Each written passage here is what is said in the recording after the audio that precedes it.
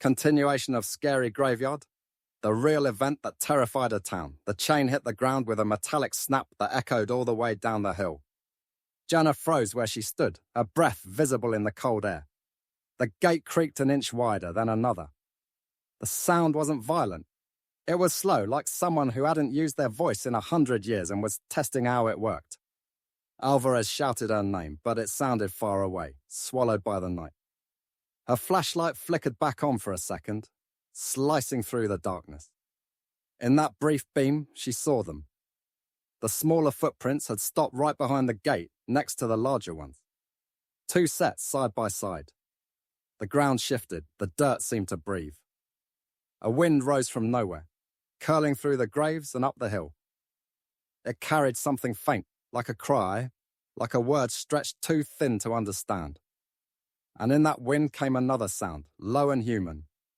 The drag of something moving through grass, step by step, slow and steady, coming closer. Jenna stepped backward, her heart pounding. The flashlight went out again. Alvarez was shouting now. "Get back in the car! Jenna, move!" But the gate was already wide enough for her to see through. Something was walking the path. It was tall, but wrong. Too thin at the shoulders. Its head tilted like a puppet hanging from strings. Its shape shimmered faintly, bending the light that wasn't there. And just behind it, smaller, half its height, a second figure followed, moving in the same way, silent, unhurried, like someone walking home. Jenna stumbled back, her boots hit the gravel. Alvarez's hand grabbed her shoulder, yanking her toward the car. The flashlight slipped from her hand and rolled under the fence, landing on the path inside.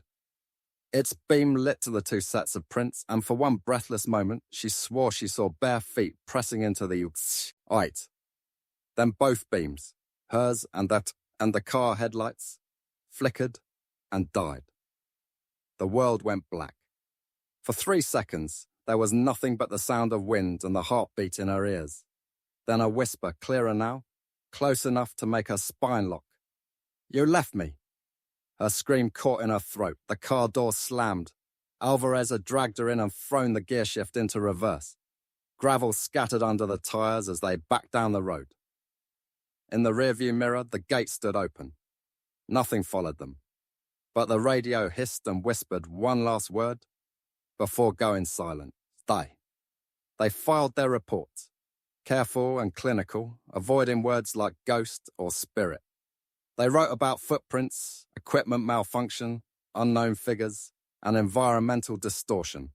But the footage from their dashcam showed almost nothing. No pale shapes, no opening gate.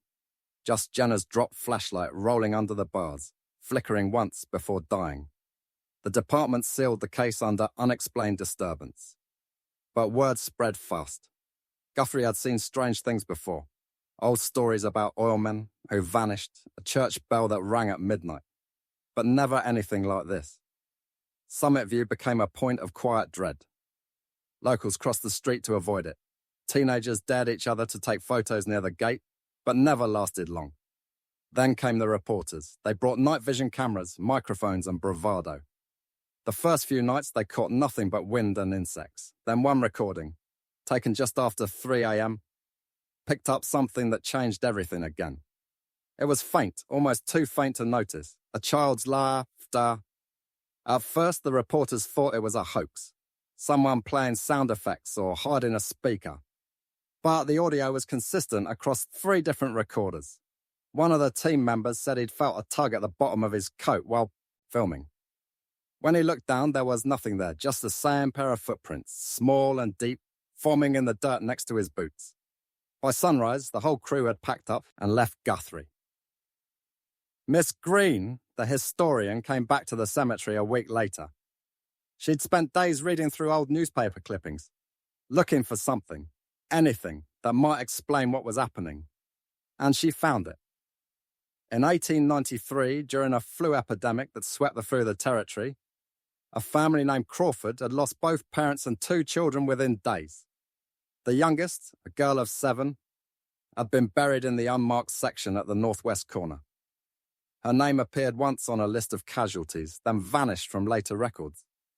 Miss Green stood at the edge of that corner now, holding the paper in her shaking hands. "Annabel Crawford," she whispered. "That's your name." The air grew colder.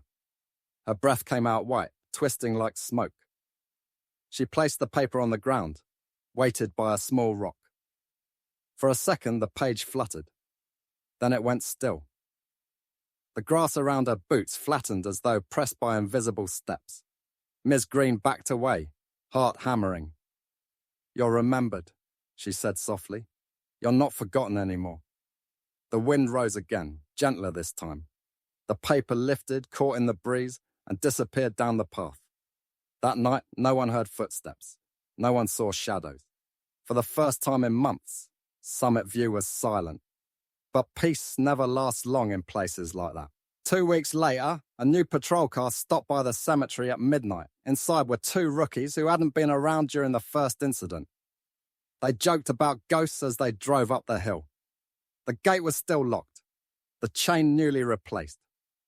The flashlight that Jenna had dropped months before was gone. They parked, left the engine running, and stepped out to stretch. The air was calm, cool, still. The younger officer leaned against the fence and looked up at the stars. "Quiet night," he said. The other officer nodded, checking his watch. Almost done. Then, from deep inside the cemetery, a light appeared, soft, golden, like the glow of a lantern swinging gently in someone's hand. It moved slowly between the trees, too steady to be a flashlight. The 2 men froze. "You see that?" "Yeah." The light floated closer, weaving between headstones until it reached the path. Then it stopped, just beyond the fence. The older officer lifted his phone to record. "Could be someone inside," he said. "Let's check it out." They opened the gate. The moment the chain hit the ground, the lantern light went out. The path ahead was empty. The younger officer took a step forward, scanning with his flashlight. "Hello? Anyone here?" The beam landed on 2 sets of footprints in the dust. One large, one small, both leading away from the gate. "Looks like kids," he said, frowning. "Barefoot, too." He followed the prints for a few yards. The older officer hesitated, looking back at the patrol car. The radio was still on. Static whispered through it. Then a voice, a woman's voice, cut through, faint but unmistakable. "Don't follow." He turned back. His partner was gone. The flashlight lay on the ground, still on, pointing toward the unmarked graves. The footprints ended halfway there. No prints came back. He ran. By the time backup arrived, there was no sign of the missing officer. No struggle, no tracks, nothing.